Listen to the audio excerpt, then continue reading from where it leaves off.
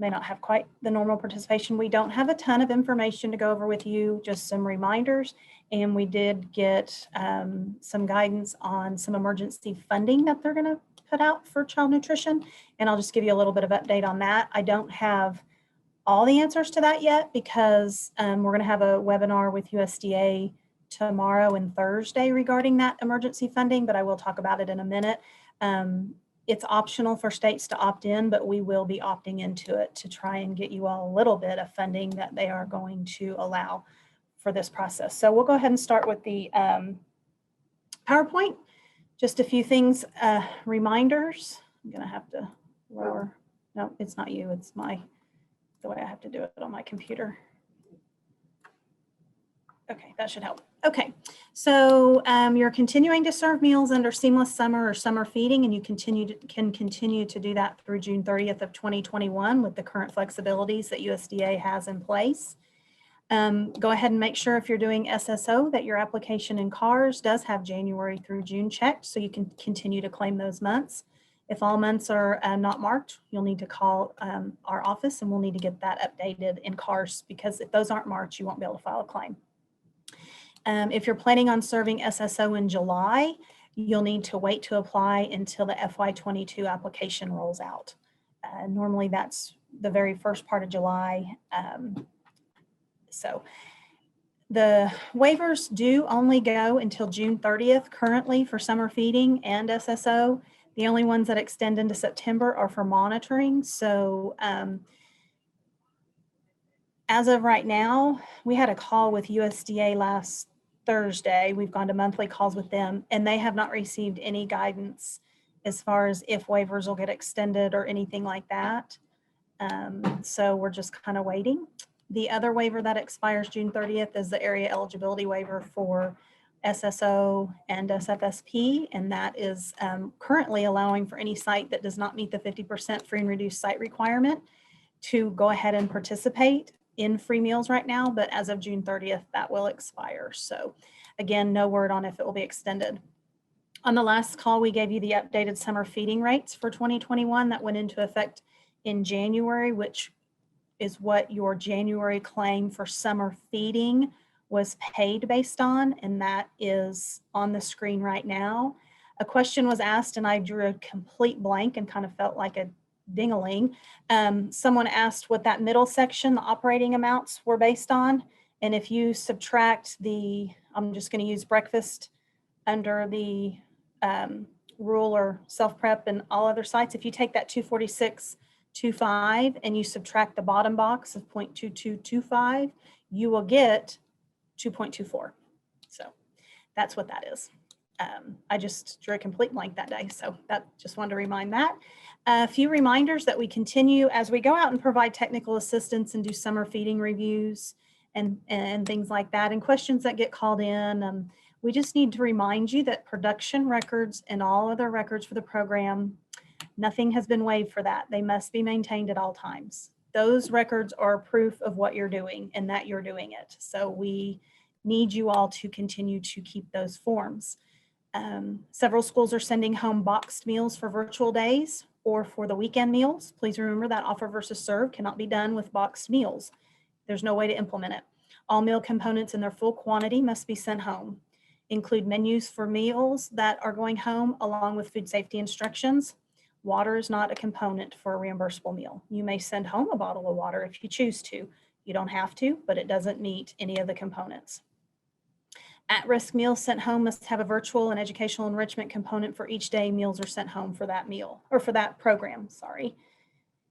And I need to move this, sorry. The 3-week monitoring form must also be completed for SSO, so make sure you guys have that done. Another thing we've gotten a couple calls on that I made notes on after the PowerPoint was done, had a couple calls recently regarding special diets. So if you're doing a grab and go meal and sending meals home for the weekend and you have kiddos with special diets, you're still required to provide the substitutions for that. If it's part of their 504, their IEP, or a doctor's note from a recognized medical authority, you are required. It is a must. It's regulatory. You have to give them a substitution. And again, that's for in-person meals as well as grab and go. So please keep that in mind. That was mentioned on the call early on, but I know we've all been through a lot and sometimes we forget. I did just mention meal patterns, so I want to go there one more time. We've had a couple schools recently that some consultants have been to, and they're implementing SSO, which is a continuation of the National School Lunch, School Breakfast program, which means you have to meet the vegetable subgroups. If you're sending meals home, offer versus serve's not an option. So even at breakfast, that means under SSO, you've got to provide 1 cup of fruit. So just a few things to keep in mind. You might need to go back and refresh your memory possibly on the meal patterns for SSO. If just wouldn't never hurts. Sometimes we forget.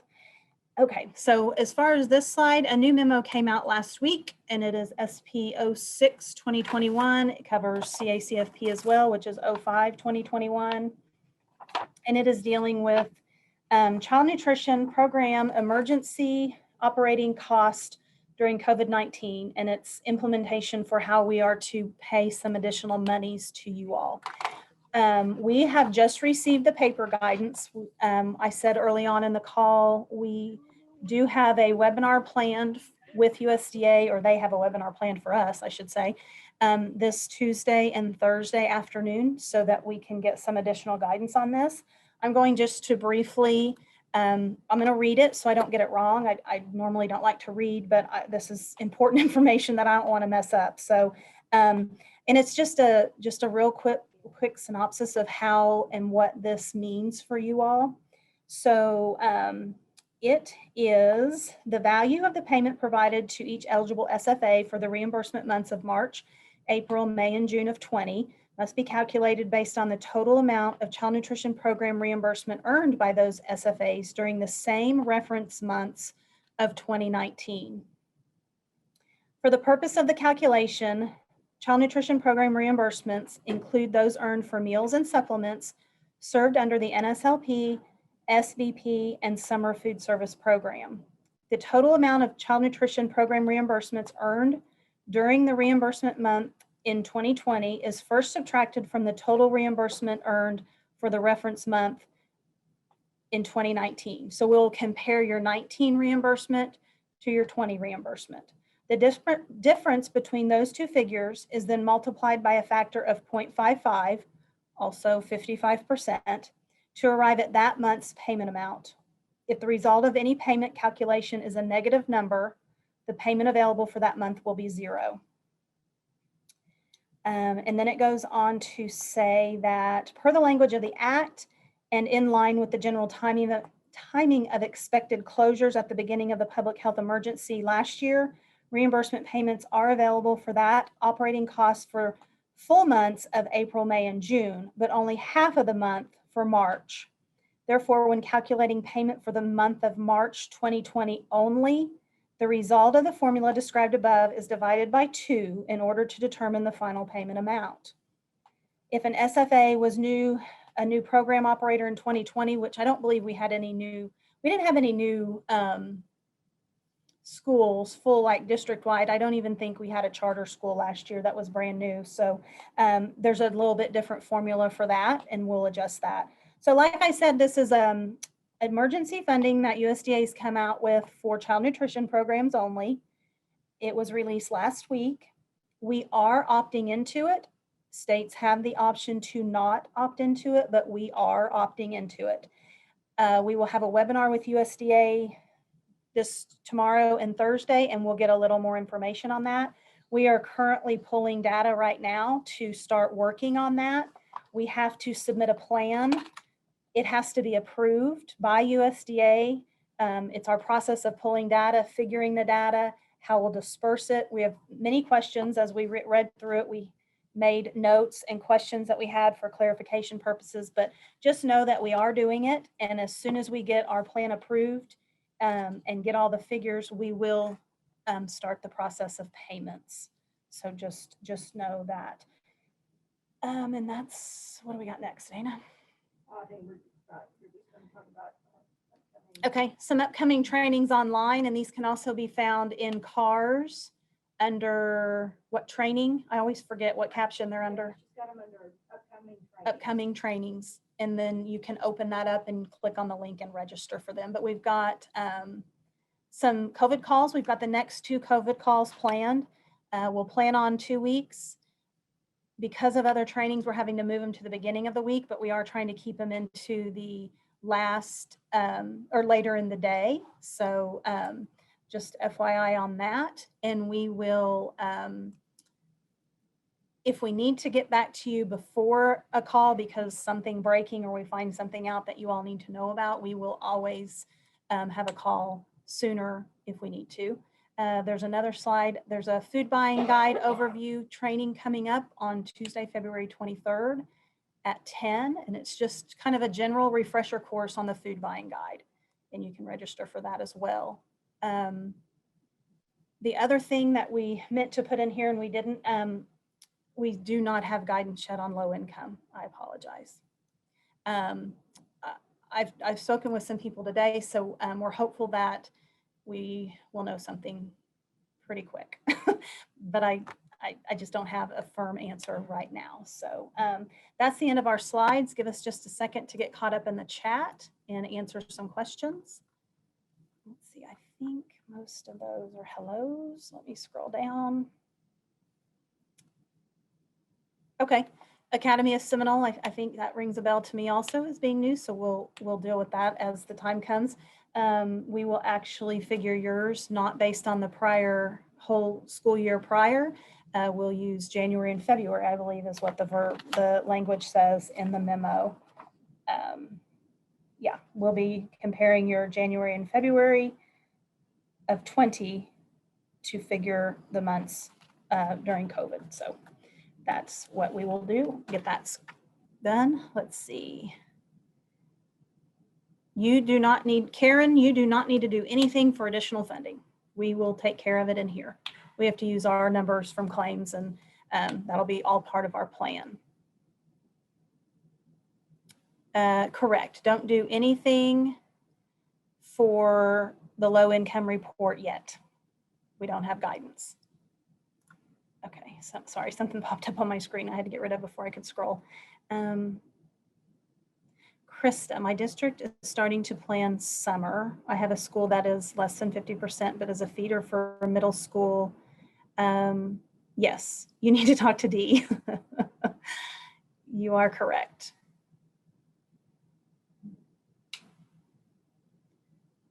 That's the end of my questions. I mentioned, oh, there was an update. I do have another memo here that we're also waiting on a call, and this one's tomorrow too. It is regarding PEBT. So we meaning DHS and our agency are working together for PEBT for this school year. And last week, I think it was, President Biden signed an executive order regarding PEBT, and he added some additional funding for it. So that kind of we have to take a step back so that we can move forward. And so there's another call regarding this on, I just got it, it's tomorrow at 2:30, I believe. So we have 2 webinars tomorrow regarding these memos. So what he, originally how it was written is they would get, they being eligible students, I meant to have this page open and I didn't. They were originally going to get the free breakfast and lunch rate. They have now added it to receive the free snack rate as well. So each child eligible would get this, instead of 5 something, they're going to get $6.82 now. So we are, like I said in the last call, we are working on a program that will be reported directly by the school district, and that's how that will be figured. So that is still being worked on. We being DHS and our agency have not submitted the final plan, and it really is DHS's plan, but that has not been submitted yet. So it's still a work in progress. So just FYI, if you get questions about PEBT, and if Oklahoma's doing it, they are, it's just still in the development and stages in getting our plan, the DHS and us getting the plan. So I don't see any other questions. On our last call with USDA, they did ask us to to you all about waiver, what will the waivers not being extended after June 30th, will it be detrimental to your program? Will it be no big deal to your program? If you guys could maybe put anything in the chat or even email Dana or I individually, that's fine. We don't have a problem with that. They're just trying to get some feedback from districts about how it would be beneficial to continue those waivers if USDA would allow it, even consider it. We don't even know. Our regional office doesn't know, but they've been asked to gather some information. So I would be willing to take any information back to them that you all want to share. If you put it in the chat, we always print the chat. We have it. If you want to email us, that's fine too. I will put our emails in the chat in case you don't know them. You can also email your consultant. Oops. If you want, they can forward that information to us as well, whatever you're comfortable with. I agree. We are not sure what to tell you to plan for either. I completely agree. We told them on the call that obviously the sooner they can make a decision, the better, because so much happens so far ahead. And we try to tell them that. Sometimes they heed that warning and sometimes they don't. Okay, so without the waivers, we could not run our current delivery program. Waivers are a must. Okay, yeah, please just keep some of that coming in the chat if you would. If you talk to anyone that maybe they weren't able to get on this call, if you would please let them know. We'll take whatever we can get and get it back to.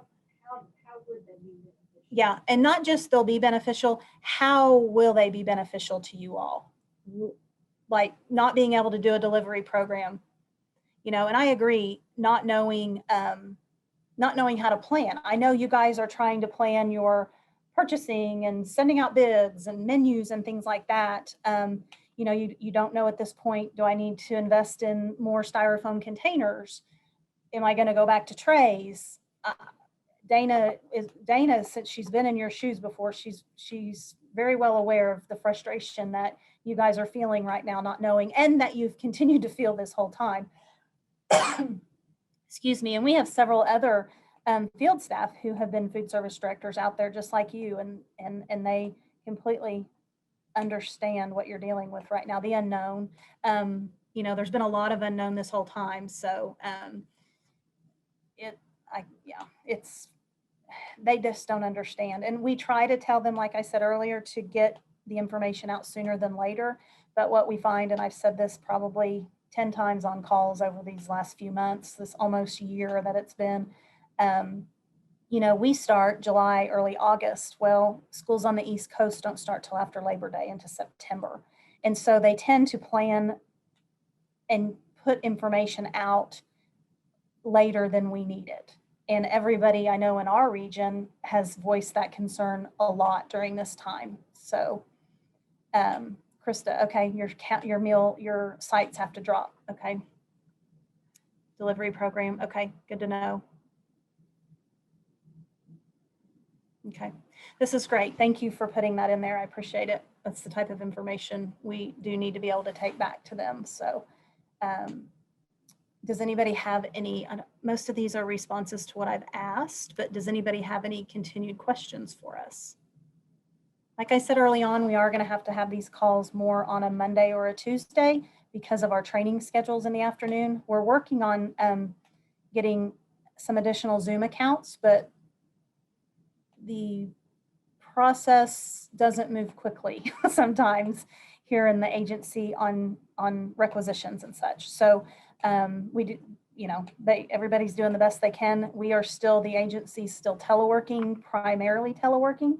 And so once we, you know, are able to get some more Zoom accounts, we can have a little bit more play with when we have these calls. But right now we have to move it around to fit our other trainings. So, and summer feeding right now is taking some precedence. Please keep in mind, if you're going to do summer feeding, you do need to do your summer feeding training. Dee sent something out in the system today with information on that and registration. So please read that and get registered for your trainings. We've had 2 already, and the first time nobody enrolled, so we didn't have it. And then the second time we had 2 people enroll, but they did not tune in, or I say tune in, virtually tune in. And so we ended up canceling it about 20 minutes after it would have started because nobody virtually showed. And right now everything is still virtual for us. We haven't gotten word that we can have in-person trainings. And part of that is not just our agency, but part of that is where we have the trainings. They're not allowing people to meet right now. So I'm not going to keep you just for the sake of keeping you. I know you all are busy. We're all busy right now trying to do everything. I'll keep it just logged on for about. We'll keep logged on for a little bit. So if you continue to have questions, that's fine. We're not going to hang it up yet. But if you want to continue to type anything in the chat as far as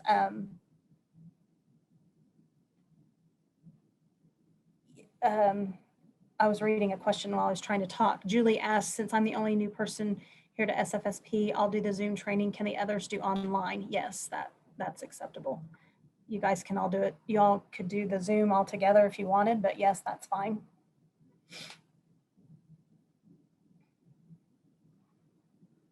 Any other questions? Oh, there's another one. No, summer feeding training is not in cars. Dee sent them out this morning, Linda and Dina. Dee sent out the information and the links this morning out of the summer system. And so you can find them there. Or you can always reach out to Dee. I'll put her email in the chat and she can send those to you directly too, if need be, if you can't find them. Anybody else?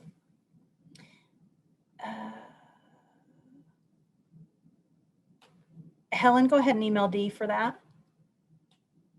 The online training. She'll be happy to send you that.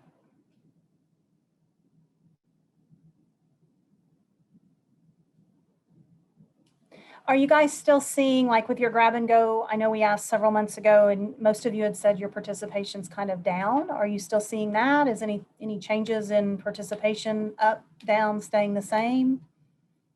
Anybody want to chime in there? Still got some down.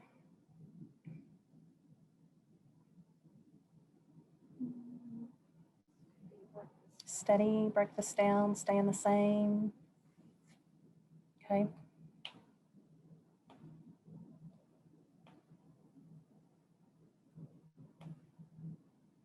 Staying the same. Okay, well, varies due to quarantines. I get it. Cindy's down a lot. Up and down.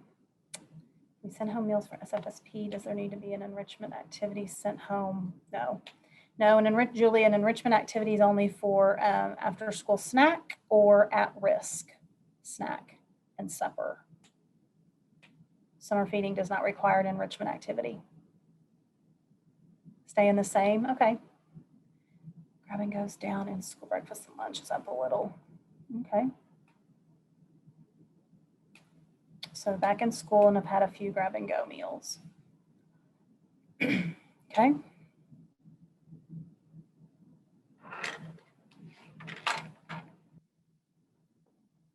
Grabbing goes down.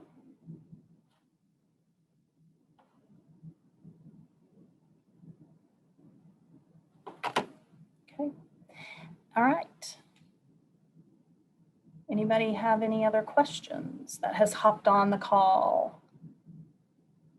Participation really just kind of stayed steady today. It didn't go up too much after we started. Sometimes it does.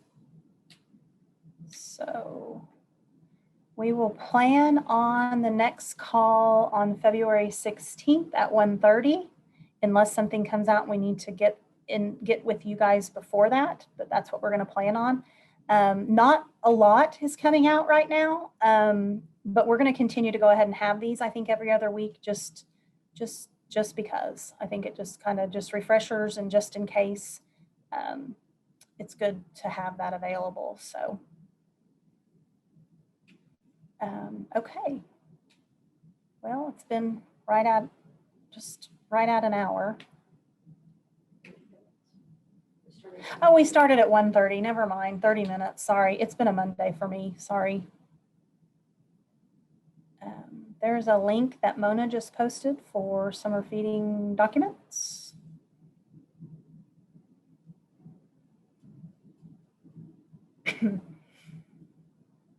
All right.